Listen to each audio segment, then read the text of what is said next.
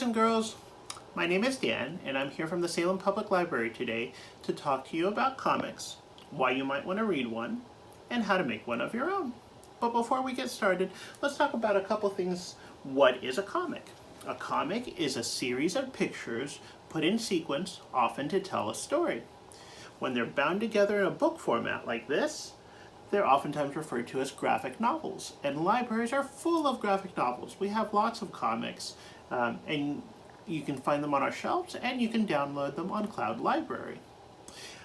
Inside a comic, you will discover a couple different things. So you can see that there's pictures, and there's words. Some words tell us what the characters are saying. Some words tell us what the character is thinking, and some words, like squawk and crunch, provide a soundtrack to what we're seeing. But there are comics that have no words at all, like this one, Owlie, by Andy Runton. It has pictures in sequence, but no words, and it's still a comic. Comics have all sorts of stories. So one of the things that comics are most associated with are superheroes. People like Batman, Spider-Man, and Wonder Woman. But those aren't the only types of stories that are out there in comic format. There are real-life stories like Smile, Sisters, and Guts by Raina Telgemeier. And these tell real-life events that happen in the life of the author. Comics can have all sorts of things. They can take you to a different world. They can have superheroes, they can have adventure, they can be funny, they can be scary. All sorts of things can be found in comics. When I was a kid, my mom would take my brother and I to the grocery store, and if we were well behaved, she would let us each pick out a comic from the racks that they had there at the store. At first, I really liked comics, funny comics, like Mad Magazine and Cracked Magazine. I especially liked the Spy vs. Spy sections. But later, I discovered superhero comics, and I fell in love with things like Spider-Man and Batman. Now, I read comics of all sorts, and even as an adult, I love comics of all types, and I especially love sharing my love of comics with kids like you. Today, we're going to learn how to make a 10-panel comic, but before we do, let's talk about a couple parts of a comic.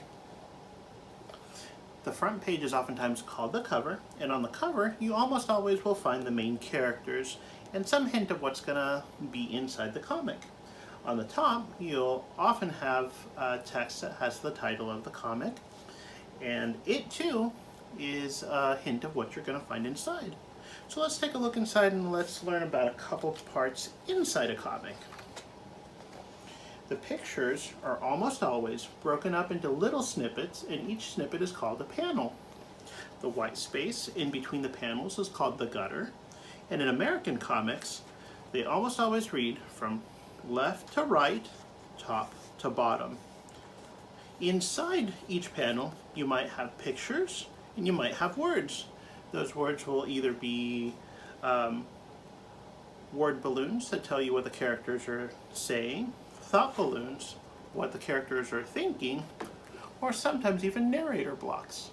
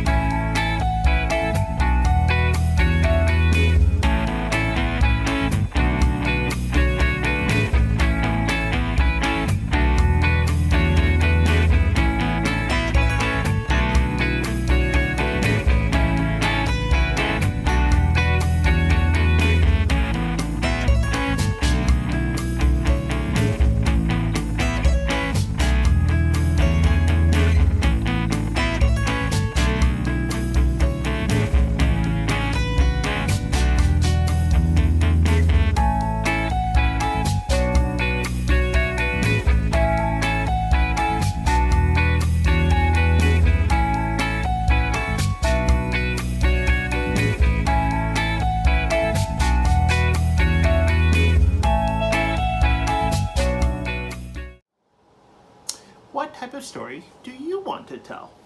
Do you want to imagine your very own superhero? You can tell us their origin story or how they got their powers.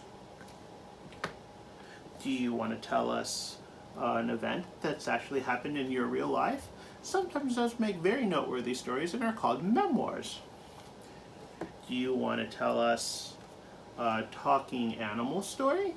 There's a long tradition from Disney's Mickey and Donald all the way to today's Dave Pilkey's Dogman. Whatever story you want to tell us, your imagination is the limit. We have a lot of graphic novels to download on Cloud Library. Explore some comics for your own project, make some art, have some fun, and share with us what you make.